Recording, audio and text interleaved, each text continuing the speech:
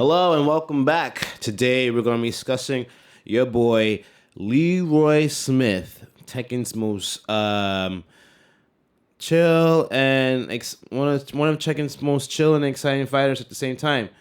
Oh, and before we get into that, I am going to release the second letter of the game, which is going to be, drum roll please, E. There is a E in this. There's a E. So it's up to you to decide where in the word is the E. The letter for this video is E. Now that that's done, let's get into Leroy Smith. You know what? Actually, wait. Before we even do that, there's this spell I've been wanting to use. I haven't used it in like at least a few centuries. Actually, I haven't used it since I came to this dimension. It's a mind smell. Smell, right? It's a mind spell, which it creates a separate how you say space in your mind to hold a whole nother like personality, feeling, place, a person. And I think I'm going to try and use it for the first time in a long time in this dimension and just see what happens. I wonder if I can pull it off. I haven't done it in a while, like I said. And yeah, just don't tell anyone about it. I mean, I am posting it on YouTube, but no one like really watches my YouTube, so I should be fine. Okay. Here we go. First, you gotta clear the mind a little bit. Gotta make room for a whole nother space. And yeah.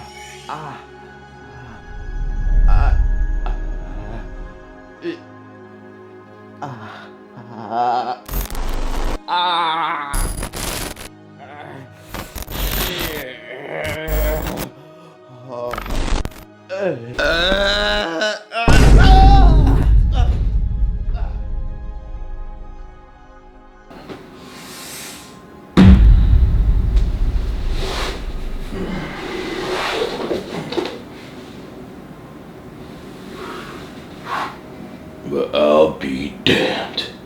It worked.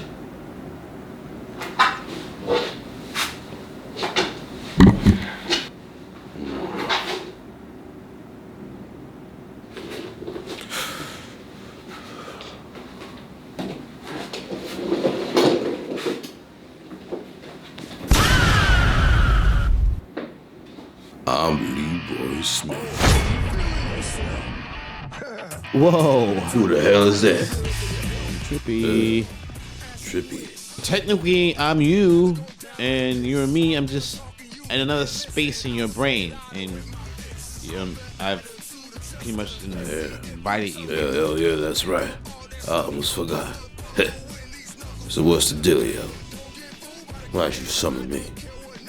I summoned you today because I want to know more about Leroy Smith. And the only way to do that is to cast a spell, because I hate to break it to you, you're not really real, but you're real to me. You are me. So, you don't mind if I ask you a few interview questions, do you? No, not at all. Go ahead. Mr. Smith, people know you as one of the strongest fighters in Tekken 7. And 8? smart man. It's without a doubt you are one of Tekken's most iconic fighters. You exploded onto the scene and everybody wanted a piece. The #1 draft pick in Tekken 7. But the question is, No, my done who started. is Leroy? A man who enjoys tea and minding his business. Well, unfortunately, the world keeps asking me to kick some ass. Yes, and kick ass you certainly do, Mr. Smith. Please, call me Leroy. So, Leroy, why Wing Chun? It's known as a softer martial art. I don't mean any disrespect, but it's not the style most people would expect from you. And you're the first fighter to bring it into the King of Iron Fist tournament. Why? It's because I'm black. I'm just messing with you. It was violence mostly. When I was a boy, I watched my family die of gang violence. And I was lucky enough to escape with my life. Why me and not them? I will never know the reason. But Wing Chun taught me to sit with that question and be okay with not having the answer. That moment in my life taught me two things. One, life is fragile. It can end at any moment. And two, I need better role models than these streets. The trade ship that found me put me back together, and I was able to travel the world. I learned and seen many martial art styles, but only when I saw Wing Chun, I knew in my heart I had to learn this. It taught me how to beat the bricks off of several opponents at once, mostly reflecting their own attacks back at them. But doing this saves on stamina, and I can be in the fight longer. It's the perfect martial arts for taking down gangs. And since it's a soft martial art, as you so elegantly put it, there is a lot of meditation and breathing to it. It doubled as therapy, cheaper than counseling, and with better footwork. So, Wing Chun helped you process trauma. Yeah, some people choose drugs, violence, gambling, and other less savory outlets for processing. I was lucky enough to be able to pour my trauma into mastering Wing Chun so that I can keep what happened to me from happening to someone else. All the while keeping my doctor's bill low. You know what I'm saying? Fascinating how you did that, pouring your trauma into mastering this art. Better women and men could not have done that. Did you ever want revenge, or did you just simply want peace? Revenge visited me at first. It knocked loud, and I was hell bent on getting it. It gave me the promise that justice would be served. But I learned something. Revenge keeps you living in the same moment forever. Peace lets you move forward. I did not master Wing Chun to hurt the world. I mastered it so the world will no longer hurt me and the people I care about. Anger makes your fist heavy. Discipline makes your fist light. Almost 50 years later, when I heard my city of New York was still in the clutches of the gangs, I knew I had to go back. Maybe a little part of me was doing it for revenge. I can sit with that. But most of me was doing it to protect my city and the people I care about there. And protect them that you did. New York is totally different now. The gangs has gone quiet. But Leroy, the fans want to know, is there someone special in your life? Relationships require time. I choose discipline. Also, sugar gets jealous. Sugar. So you're telling me all these years, since you were 12, no one? Leroy, my man, you're calm, confident, and your presence speaks before you do. The swagger alone is legendary. And don't get me started on the Riz factor. Surely someone has crossed your path. Well, there was someone once. It didn't last, and if I'm being honest, most of that was on me. Losing everything you love in one night teaches you something you never asked to learn. You start to see attachments as vulnerability and closeness as risk not worth taking. I didn't want to ever face a moment where I couldn't protect someone I care about, not again. So I built many walls. And after all these years, I'll admit I don't know how to take them down. Sugar. Sugar was the only one who made it through. You made it all the way through those walls, didn't you, Sugar? She's loyal. She stays. She's everything a man or a woman could want. And when you've lost everything once, knowing someone who won't leave means more than the world ever could. We all love Sugar. It's no mystery how she made it past your walls. But that cane has become iconic too. Does it symbolize anything? And between us, friends, which is weird because we are the same person, you don't really need it, do you? Well, most people don't know. It's not just an ordinary cane. It's a sugar cane. A traditional Wing Chun training weapon, also known as a Luk Dim Boom Guang. 6.5 point pole. Though I use a shorter version. Oh, wow, I had no idea. Here I thought it was to trick the enemy into thinking you were easy prey.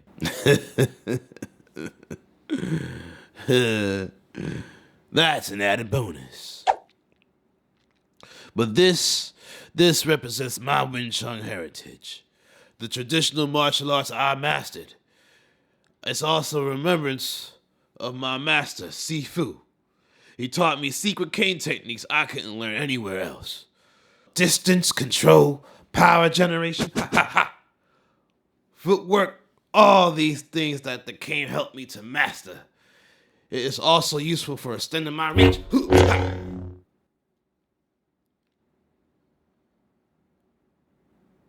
It adds dimension into my fighting style. When I wield this, I'm not just fighting, I'm honoring his memory, keeping what he taught me alive. It's without a doubt you had to be one of Master Sifu's most favorite students. Did you also get your fashion sense from him, or is this all you? My clothes tell my story. The hoodie, the sneaker, the chains. That's where I came from. Growing up in New York means what you wear matters. Most of us took trains. Poor, rich, middle class. You were on that train. So your fit said a lot about you. I can tell who was a businessman, who worked in the grocery store, and who was an IT guy just from looking at him. It was our version of asking, what kind of car do you drive? Yes, your clothing style is very unique among the other fighters. I need more. Tell me more, please. The loose fit? Yeah, that's martial arts efficiency. Tight jeans and kicks don't mix, trust me. I've tried. God knows we lost a good pair of pants that day. Come to think of it, I don't know how the hell Bob does it. God bless those jeans he's in. Maybe he makes his own jeans. You know what? I'll invite him on the show and ask him about it personally. We're getting close to the end, which honestly makes me a little sad, but I have just a few more questions. Sugar, everyone's best friend. Why is she so important in your life? Well, people think pit bulls are dangerous. And Sugar is dangerous. To furniture. I'm just kidding, Sugar. You know I'm not though. But she's loyal. She protective and calm, like me, until someone acts a fool. Calm down, Sugar. Calm down. But when someone acts a fool, then we both know it's time to get to work. How and where did you find such an amazing dog? Yeah, I found her on my travels. Just a stray puppy, scrappy little thing, digging through the trash behind the community center when I was teaching a little over 5 years ago. Most people walked right past her, but something about the way she looked at me. She wasn't begging or cowing, she just watching. And I could tell. She's been through some things, just like your old daddy, huh? I respected that. So I brought her some food, and the next day she was waiting in the same spot. Third day she followed me home, never left. So you did train her. Sugar's got discipline. She watches me practice every morning, sits there for hours, perfectly still. You know, dogs got that sixth sense, and I'm sure she sensed something brilliant inside of you, as I do, and as the most of the world does too. And I gotta ask again: the moves, the training. Did you train her? She has some skills. I see that. She's got better footwork than most fighters I've seen. You'd be surprised how fast she can close the distance when she needs to. If I taught her any more, they ban dogs from the tournament. Ain't that right, Sugar? But more than that, she taught me something too. Trust, loyalty without condition. She doesn't care about my walls, my past, my guilt. She just stays. Maybe that's why I named her Sugar. Sweet and uncomplicated. The few things in my life that doesn't hurt. Actually, I'm lying. She can be a pain in the butt sometimes, right, Sugar? Sugar, God damn. I love Sugar, and I hope to see more of her in the future. She has such a childlike essence to her. A matter of fact, if you could speak to the child you once were, what the hell would you say? That's a good question. If I could speak to that child, I'd tell him that what's about to happen, it ain't your fault. That surviving doesn't mean you failed. That the guilt he's carrying for the rest of his life is misplaced. But it will shape everything that he wants to become. I tell him, hold on to the people while he has them. Don't be afraid of getting too close, because the fear of loss is worse than the loss itself sometimes.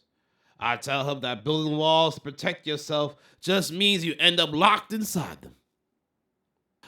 I tell him that he's going to spend decades trying to become strong enough, skilled enough, controlled enough to make sure it never happens again, and that he'll succeed.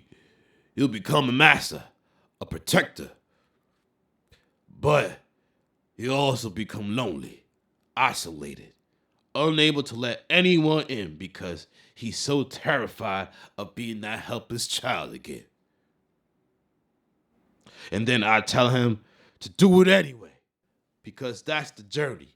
Painful as it is, turns him into someone who can protect a whole entire neighborhood, someone who saves lives. The cost is high, but maybe it's worth it. I hope it's worth it. Wow, those are really powerful words, and I'm sure the younger you would have definitely appreciated that. I appreciate them right now as I'm hearing them. But with all that said and done, when the fighting stops and the neighborhood no longer needs protecting, how do you want to be remembered? I don't need to be remembered as the strongest man in the room. Strength fades. Fear, it don't last. When the fighting stops, I like to be remembered as someone who never forgot where he came from.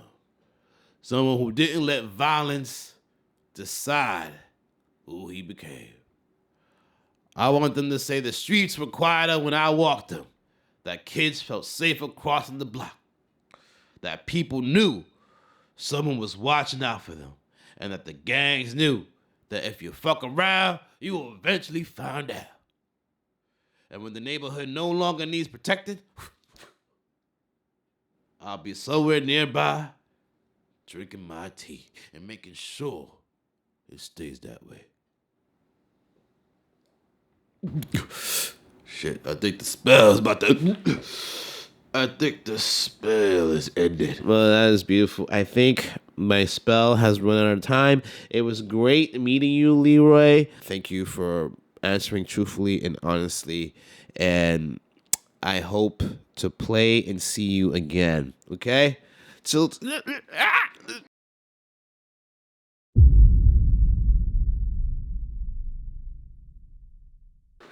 Wow.